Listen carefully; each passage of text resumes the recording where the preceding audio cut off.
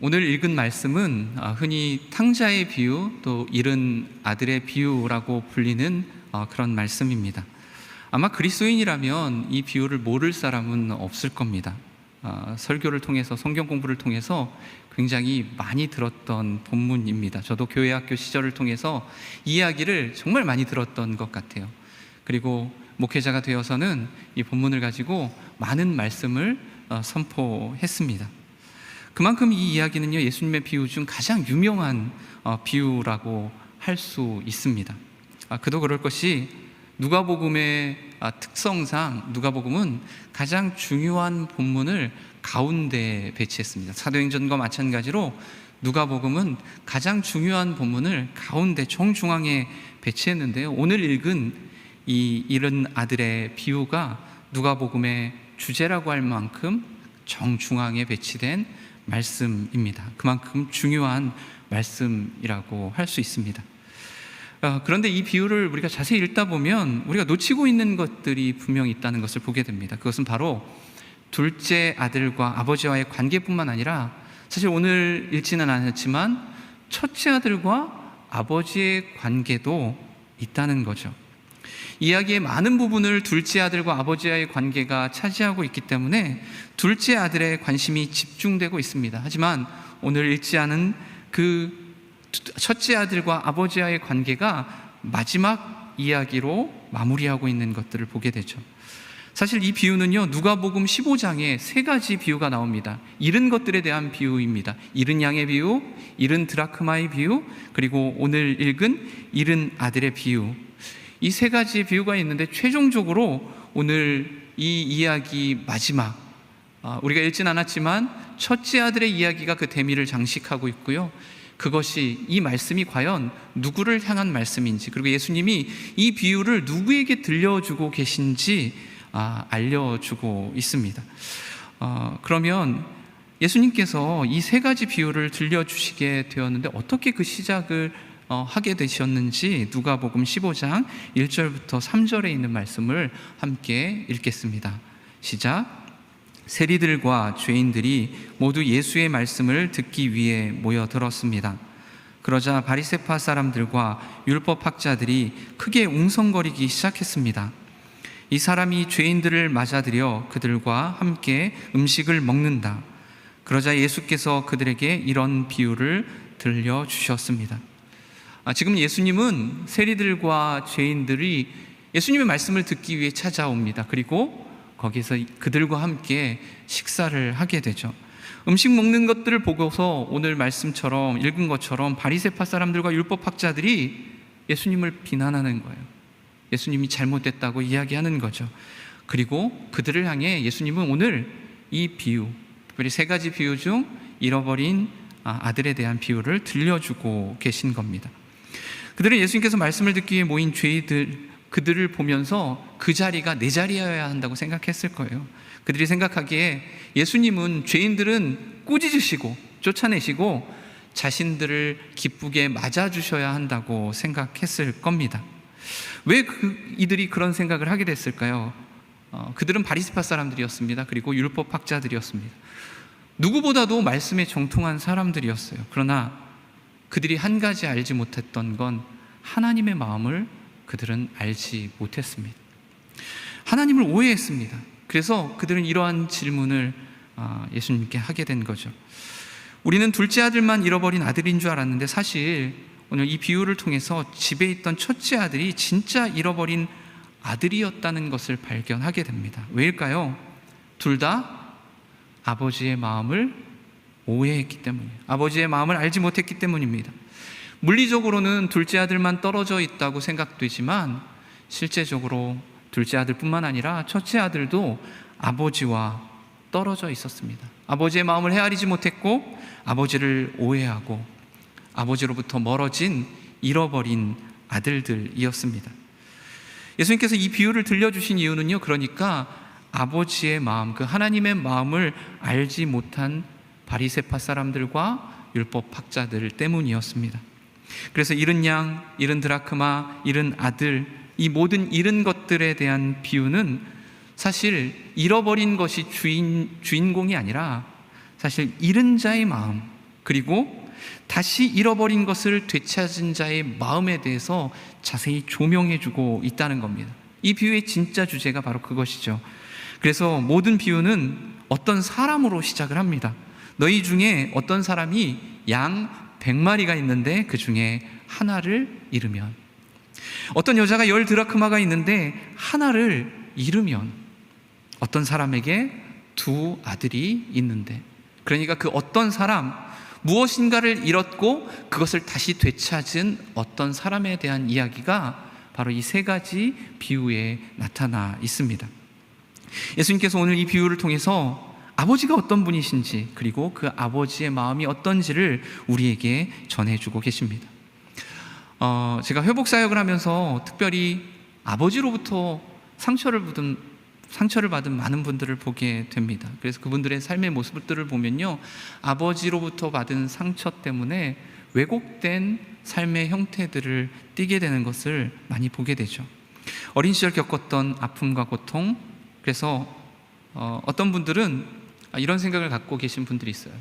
내가 받았던 상처 때문에, 내가 받았던 아버지에 대한 상처, 어머니에 대한 상처와 아픔 때문에 내가 똑같이 자녀들에게도 그런 일을 행할지 모릅니다. 그래서 결혼하는 것이 두렵습니다 라고 말하죠.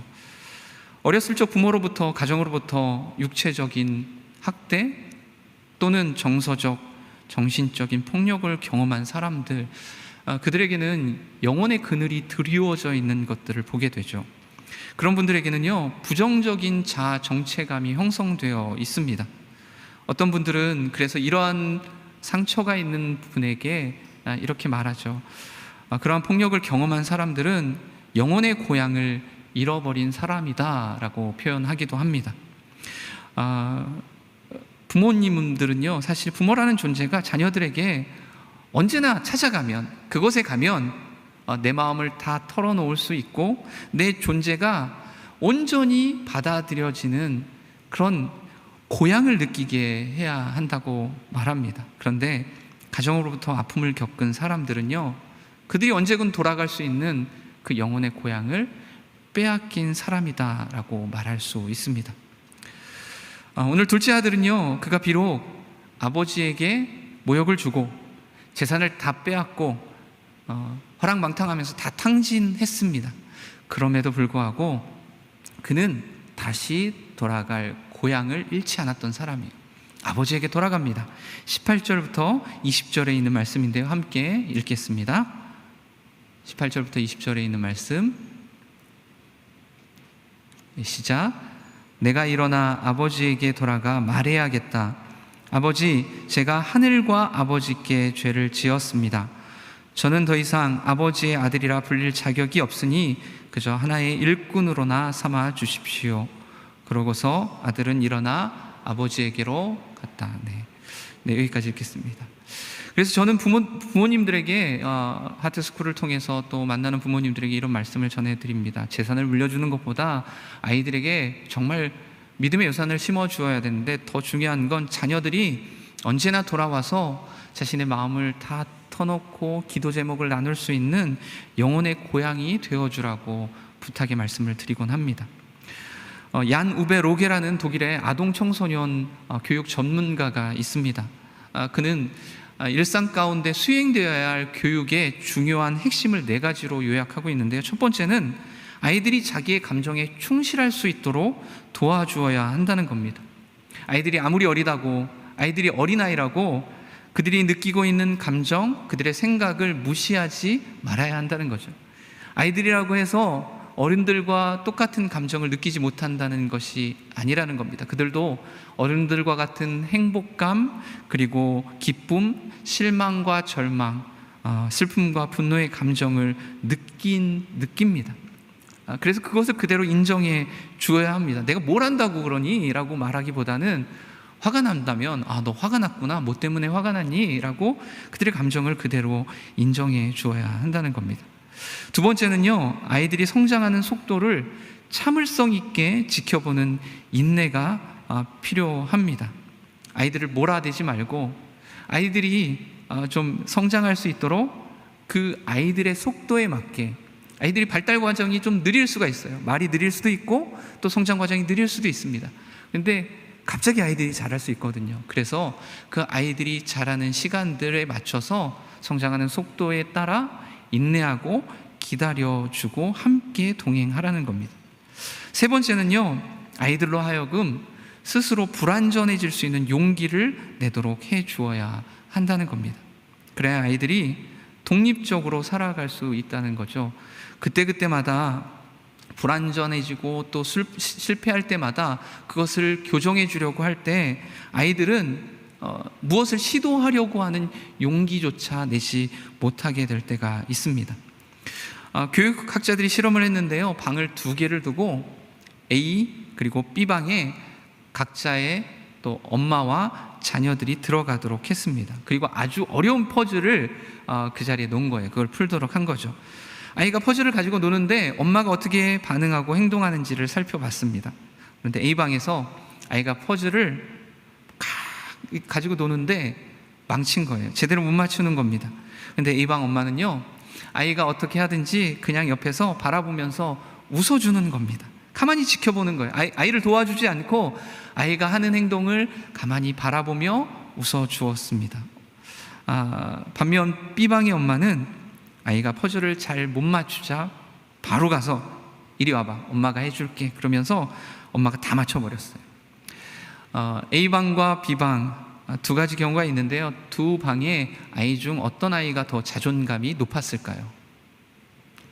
우리가 알 수 있듯이 A방에 있던 부모와 자녀, 그 자녀가 더 자존감이 훨씬 높았다는 것을 발견하게 됩니다. 걸핏하면 부모가 다 해주면 자녀는 이런 생각을 합니다. 나는 스스로 아무것도 할 수 없겠구나, 아무것도 할 수 없는 사람이다 라고 자존감이 낮아진다는 거예요.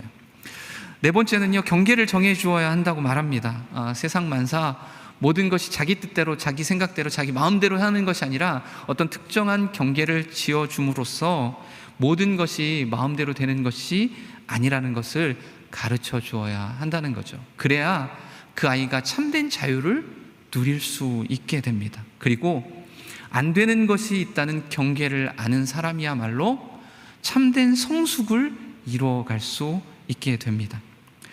여러분, 사실 부모 입장에서 볼 때 둘째 아들의 요구는 어떤 요구였을까요? 무례한 요구였습니다. 당시 사회에서 유산은요, 아버지가 죽은 후에 나눠받게 되어 있었어요. 그런데 아버지가 살아있는데도 불구하고 둘째 아들은 지금 아버지에게 재산을 나눠달라고 요구를 합니다. 여전히 살아계신 아버지를 죽은 아버지처럼 여기겠다는 거예요. 이것은 아버지의 존재에 대한 부정이었습니다.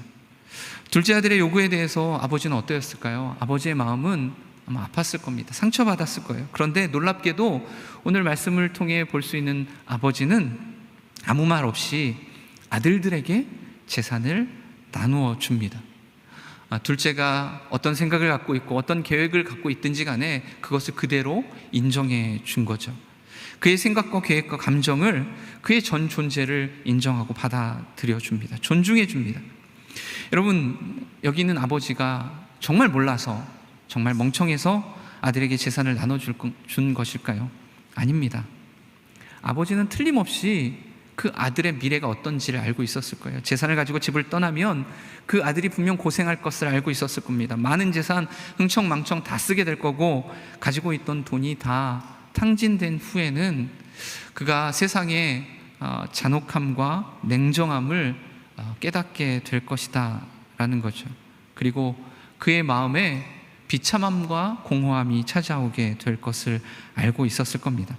알면서도 아버지는 아들이 방황할 수 있는 자유를 허락해 줍니다. 아버지는 아들이 경험하게 될 그 비참한 생활을 가로막지 않은 거예요. 그저 그 아들이 겪어야 할 아픔을 알고 있었지만 함께 가슴 아파할 뿐이었습니다. 그리고 언젠가 돌아올 것이라는 믿음을 가지고 인내하며 기다릴 뿐이었습니다. 20절부터 24절에 있는 말씀을 함께 읽겠습니다. 20절부터 24절에 있는 말씀 시작. 그러고서 아들은 일어나 아버지에게로 갔다. 아들이 아직 멀리 있는데 그 아버지는 아들을 보고 불쌍히 여겨 아들에게 달려가 그의 목을 껴안고 입을 맞추었다. 아들이 아버지에게 말했다. 아버지, 제가 하늘과 아버지께 죄를 지었습니다. 이제 아들이라고 불릴 자격도 없습니다. 그러나 아버지는 종들에게 말했다. 어서 가장 좋은 옷을 가져와 이 아이에게 입혀라. 손가락에 반지를 끼우고 발에 신을 신겨라. 살찐 송아지를 끌어다 잡아라. 잔치를 벌이고 즐기자. 내 아들이 죽었다가 다시 살아났다. 이 아들을 잃었다가 이제 찾았다. 이렇게 그들은 잔치를 벌이기 시작했다. 아들이 아직 멀리 있습니다. 그런데 그 아들을 아버지는 알아봅니다. 어떻게 그럴 수 있었을까요? 아들이 어제나 오늘이나 내일이나 언제 돌아올까? 아버지는 아들이 돌아올 날을 학수고대하고 기다리고 있었을 겁니다. 그리움으로 그 마음에 아들의 모습을 계속해서 그리고 있었을 거예요. 아들이 아직 멀리 있는데도 불구하고 아버지는 아들을 알아봅니다. 그리고 불쌍히 여겨 아들에게 달려가 그의 목을 껴안고 입을 맞춥니다.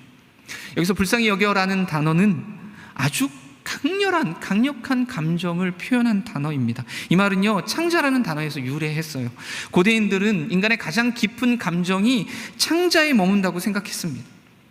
거짓골을 하고 있던 아들, 그렇게 그 아들이 돌아온 것을 본 순간 아버지의 마음은 창자가 끊어지는 것 같은 고통을 느꼈을 겁니다. 그 아픔은요, 어떤 생각과 판단도 정지시켜 버립니다. 그저 반응할 뿐이죠. 아픔에는 이유가 없습니다. 아픔은 즉각적인 거야. 아버지는 아들을 향해 그저 달려가 아들의 목을 껴안고 입을 맞춥니다. 얼마나 고생했니? 얼마나 고생했니? 얼마나 힘들었니? 살아있어서 고맙고 다시 돌아와 주어서 고맙다. 예상치 못한 아버지의 환대에 아들은 아버지가 어떤 마음인지 전부 알게 되었습니다. 그러자 아들이 아버지에게 이렇게 말합니다. 아버지, 제가 하늘과 아버지에게 죄를 지었습니다. 저는 죄인입니다. 이제 아들이라고 불릴 자격도 없습니다. 그런데 아버지가요, 어떻게 합니까? 오늘 말씀을 통해서 보면 아버지가 아들에게 가장 좋은 옷을 입힙니다. 손가락에 반지를 끼워주고요, 그의 발에 신을 신겨줍니다. 아들이라고 불릴 자격이 없는 둘째 아들에게 아버지는 모든 것을 회복시켜주는 과정을 지금 하고 있는 거예요.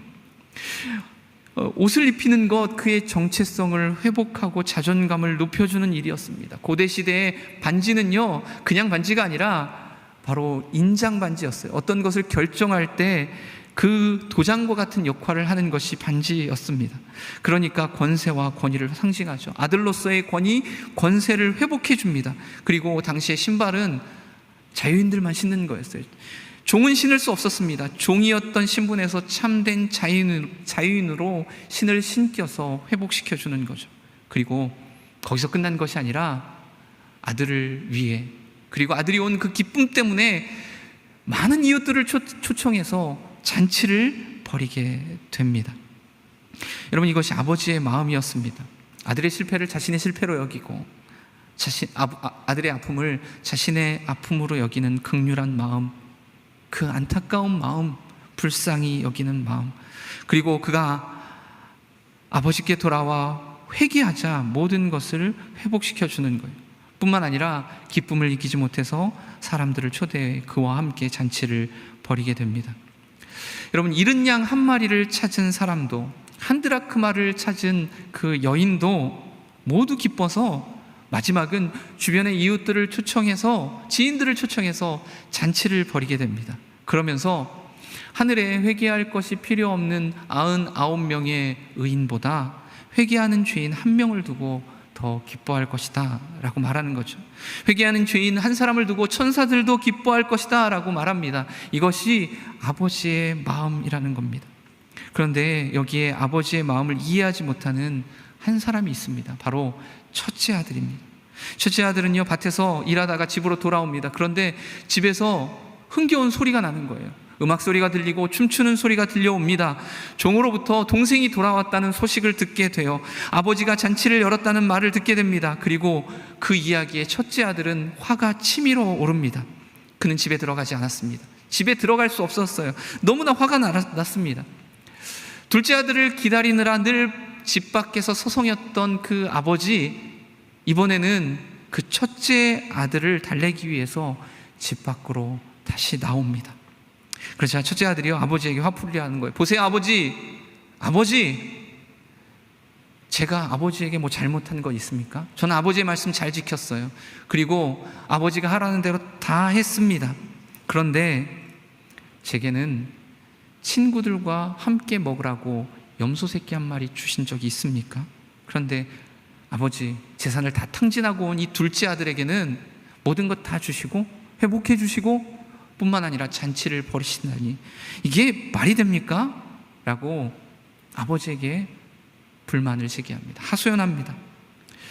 여러분, 이 첫째 아들의 모습은요, 바로 바리새인과 율법학자들의 모습이었습니다. 말씀을 듣기 위해 예수님을 찾아온 죄인들과 함께 식사를 나누고 있는 그 예수님을 향해 비난하는 그들의 모습, 그것이 바로 첫째 아들의 모습이었던 거죠. 그들은 왜 예수님이 기뻐하시는지, 왜 예수님이 그들과 함께 식사하시는지 그 마음을 알지 못했던 겁니다. 그렇다면 이 비유를 통해서 예수님은 바리새인과 율법학자들에게 지금 무엇을 말씀하고 계시는 걸까요? 그리고 그 비유 안에 아버지는 사실 첫째 아들에게 무엇을 바라고 있었을까요? 사실 아버지는요, 둘째 아들이 나간 이후에 그 둘째 아들을 찾아가 아버지의 마음을 전해주기를 바랬을 겁니다. 아버지의 마음이 이러니까 어서 속히 좀 돌아와라 말해주기를 바랬을 겁니다. 그것이 아니더라도 돌아온 동생이 정말 모든 것들이 회복되고 함께 기뻐하는 그 기쁨에 참여하기를 바랬을 거예요. 그런데 바리새인과 율법학자들은요, 아버지의 마음을 오해합니다. 여러분, 1달란트 받은 사람이요, 주인의 마음을 오해했습니다. 1달란트, 5달란트, 2달란트. 달란트는요, 엄청난 양입니다. 그런데 그 달란트를 받았다는 것, 그냥 달란트를 준 것이 아니죠. 그만큼 믿을 만한 사람이고 그에게 신뢰를 준다는 거예요. 당시 그레코로만 사회에서 그만큼의 달란트와 돈을 맡긴다는 것은 사실 그를 후견인으로 삼는다는 것, 파트론 클라이언트 상태에서 그를 후원하겠다는 것, 특별한 관계를 맺겠다는 것, 마치 너를 자녀와 같은 사람으로 여기겠다는 뜻이었을 겁니다. 그런데 그 종은 주인의 마음을 오해하고 굳은 사람으로 오해하며 그 달란트를 그저 땅에 묻는 거예요. 형도 마찬가지였습니다. 아무것도 하지 않고 아버지를 오해합니다. 여러분, 하나님께서 우리에게 가정을 선물로 주십니다. 그리고 그 가정을 통해서 하나님의 마음, 아버지의 사랑을 나누며 살기를 원하십니다. 그런데 우리는 죄인이에요. 죄 때문에, 죄로 인해 처음부터 하나님이 만들어주신 그 가정은 깨어지고 어그러집니다. 창세기를 보면요, 많은 가족들과 그 가족들을 회복하시기 위한 하나님의 이야기가 전개됩니다. 특별히 족장들의 모습에서 깨어진 가정, 역기능적인 가정들의 모습을 볼 수 있습니다. 이 모습들, 특별히 대표적으로 야곱의 가정을 들 수 있는데요, 야곱의 가정 안에 형들은 동생인 요셉을 이집트에 팝니다. 노예로 팔려간 요셉의 인생, 그가 오랜 고난의 시간을 다 보낸 후에 어떻게 될까요? 이집트의 총리가 되죠. 그런데 이집트의 총리가 되었지만 그는 이상하게도 가족들에게 자신의 소식을 전하지 않습니다. 우리 같으면 어떻게 할까요? 내가 성공했어요. 내가 애굽의 총리가 되었습니다. 그렇다면 당장이라도 가족들에게 자신의 성공을 알렸을 겁니다. 내가 이렇게 성공했습니다. 그를 판 형들이 미워서라면 형들을 제외하고 아버지에게만이라도 자신의 소식을 전했을 겁니다. 그런데 그가 아무것도 전하지 않는 것, 심지어 그가 꾼 꿈을 이루었다는 그 기쁜 소식조차도 알리지 않고 그냥 감감무소식으로 아버지를 찾지 않습니다. 여러분, 왜일까요? 우리는 성경을 읽을 때 모든 사건이 다 일어난 전지적 시점으로 읽게 됩니다. 그렇기 때문에 요셉이 형들에 의해서 팔려갔고 그 형들이 요셉의 옷에 피를 묻혀서 요셉이 죽었다고 아버지에게 속인 그 모든 사건의 전말을 다 알고 있습니다. 그러나 요셉의 입장에서 볼 때는요, 어떻게 생각했을까요? 이 전말을 알지 못하는 거예요. 그냥 나는 집에서 쫓겨난 사람으로 여겼을 겁니다. 아버지는 자신을 형들에게 심부름으로 보낸 것만 기억합니다. 그런데 심부름 갔더니 그 형들이 자신을 가두고 이집트에 팔아 넘긴 것, 그것이 요셉이 알고 있는 전부였습니다. 이 모든 과정에서 아버지와 형이 한 통속이 되어서 짜고 나를 이렇게 내쫓았다라고 생각할 수밖에 없었을 겁니다. 더구나 그는 아버지가 형들에게 속았고 형들의 거짓말을 듣고 아버지의 마음이 얼마나 찢어질 것 같이 아팠는지, 아버지가 얼마나 고통스러워했는지 전혀 알 길이 없었습니다. 아마 애굽으로 온 요셉의 마음은 집에서 쫓겨난 그 모든 상황을 다시 한번 계속해서 곱씹어보고 복귀하고 생각했을 겁니다. 그리고 그의 의심은 점점 더 확신으로 굳어져 갔을 겁니다. 형들이 양식을 구하러 왔습니다. 그런데 요셉은 바로 자신의 정체를 알리지 않습니다. 그 이유는 여전히 아버지에 대한 오해가 해소되지 않았기 때문입니다.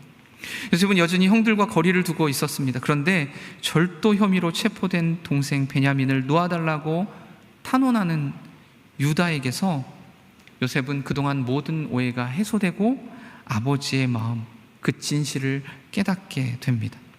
유다가요, 그 어려운 상황 가운데 죽음을 무릅쓰고 요셉에게 가까이 다가섭니다. 창세기 44장 18절에 유다가 그에게 가까이 가서 이르되 라고 말하고 있어요. 그리고 이어지는 말을 통해서 지금까지 숨겨져 왔던 가족의 모든 이야기들을 듣게 됩니다. 그런데 요셉은 유다의 말을 통해 한 가지 주제가 계속해서 반복되고 있는 것을 발견해요. 뭐냐면 아버지가 오래전 사라진 자신을 여전히 사랑하고 있다는 것들을 알게 됩니다. 그리고 그때의 상실로 여전히 고통받고 있다는 것을 알게 된 거죠. 지금까지 아버지가 내가 죽은 줄로 알고 있구나. 아버지가 나를 쫓아낸 것이 아니라 내가 죽은 줄 알고 있었어. 그리고 그 오랜 시간 동안 내가 죽은 줄 알고 슬퍼하고 계셨구나. 그제서야 요셉은 큰 소리로 울며 자신이 누구인지를 형들에게 밝히는 거죠. 창세기 45장 4절에 요셉이 형들에게 이르되 내게로 가까이 오소서. 그들이 가까이 가니 이르되 나는 당신들의 아우 요셉이니 당신들이 애굽의 판자라. 유다가 요셉에게 가까이 가서 진솔하게 아버지의 마음을 전하자 이제 요셉은 유다와 같이 형들에게 가까이 와달라고 부탁을 합니다. 그들 사이에 막혔던 모든 담들이 허물어진 겁니다. 형인 유다가 용기를 내어서 요셉에게 가까이 다가갈 수 있었던 건요, 그가 누구보다도 아버지 야곱의 마음을 잘 알고 있었기 때문입니다. 여러분, 우리가 창세기를 읽다 보면 후반부에 대부분의 이야기가 요셉 중심으로 흘러갑니다. 그런데 이상하게도 갑자기 유다의 이야기가 튀어나오는 것들을 보게 되죠. 그리고 거기서 유다는 두 아들을 잃는 경험을 하게 됩니다. 그래서 아들을 잃은 슬픔으로 괴로워하는 아버지 야곱의 마음, 그 마음을 다른 누구보다도 더 잘 공감할 수 있었던 거예요. 아버지의 사랑을 전하기 위해 요셉에게 가까이 다가간 용기 있는 유다의 행동, 그 행동으로 인해서 요셉뿐만 아니라 역기능적 가정의 상처와 아픔, 그 야곱의 가정, 그 모든 것들이 회복되기 시작합니다. 그래서 야곱이요, 마지막 죽음 직전에 아들들을 축복합니다. 그 축복하는 장면에서 유다에게 규와 통치자의 지팡이가 너에게 떠나지 않을 것이라고 축복하는 거예요. 그 예언처럼 다윗의 왕국이 유다 지파로부터 나오게 됩니다. 그리고 결국 온 땅을 다스리고 통치하시는 예수님께서 유다의 가문으로부터 나오게 됩니다. 여러분, 우리가 가진 가족에 대한 상처와 아픔은 사실 궁극적으로 하나님 아버지 그 마음을 이해하지 못해서일 때가 많습니다. 과거 아버지로부터 받은 상처, 과거 어머니로부터 받은 상처와 아픔, 가족으로부터 받은 그 학대의 경험들, 그것을 두고 원망합니다. 그리고 그 상처와 아픔은 우리의 삶 가운데 영혼의 그늘을 만듭니다. 그것 때문에 내 자녀에게까지 영향을 주게 되죠. 그런데 그 우리의 원망의 대상은 사실 궁극적으로 그 가족을 향한 것이 아니라 그 가족을 나에게 주신 하나님 아버지에 대한 원망으로 귀결되게 됩니다. 어떻게 요셉과 그의 형제들이 서로를 용서하고 치유받게 되었을까요? 그들의 용서의 여정, 치유의 여정, 그 가족이 회복되는 여정, 그 여정은 그들이 모두 하나님의 마음 안으로 들어오게 될 때 가능한 일이었습니다. 요셉이 내가 형들 용서할게 라고 한다고 그 가정이 회복되고 치유되는 일이 아니었어요. 요셉이 용서했다고 할지라도 형들은 여전히 두려운 마음을 갖게 됩니다. 그래서 아버지 야곱이 죽은 후에 두려운 마음으로 요셉에게 다가가 요청하죠. 그때 요셉이 형들에게 이렇게 말합니다. 두려워하지 마십시오. 제가 하나님을 대신하겠습니까? 형님들은 저를 해치려고 악을 꾀했지만 하나님은 지금 보시는 것처럼 그것을 선하게 바꾸셔서 오늘날 많은 사람들의 생명을 구하셨습니다. 여러분, 그들이 하나님의 마음으로 들어오자 그들의 과거의 상처와 아픔은 하나님의 역사로 변화되게 됩니다. 여러분, 진정한 가정의 치유는요, 잃어버린 둘째 아들도 잃어버린 첫째 아들도 아버지의 마음을 알게 될 때 회복되는 거예요. 치유됩니다. 회복사역을 하다 보면 완벽한 가정이 없다는 걸 보게 돼요. 모든 가정은 다 한 부분 깨어지고 연약하고 상처가 있습니다. 그러나 하나님의 마음 안에서 온전해지는 것들을 보게 됩니다.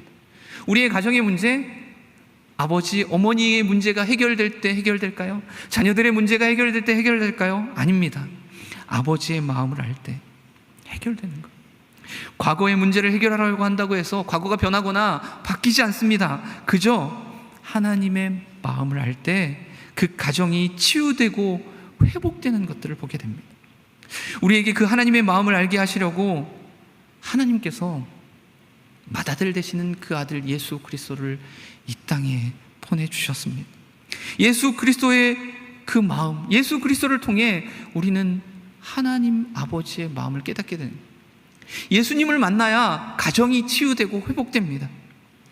예수 그리스도를 통해 하나님의 마음을 알 때만 우리의 모든 상처와 아픔은 하나님의 역사로 바뀌어가는 것이죠. 저는 저와 여러분이 모두 하나님 아버지의 마음, 그 사랑의 마음을 회복하게 되기를 주님의 이름으로 축복합니다. 그 마음을 알 때 구원의 기쁨을 회복하게 될 거예요. 그래서 우리 인생 가운데 주변에 있는 분들과 함께 기뻐하고 즐거워할 수 있는 기쁨을 회복하게 될 줄 믿습니다. 아버지의 마음, 그 사랑의 마음, 그 마음이 우리를 치유하고 회복하게 될 줄 믿습니다. 그 마음으로 온전한 가정으로 치유와 회복의 여정을 가게 되는 여러분 되시기를 주님의 이름으로 축복합니다.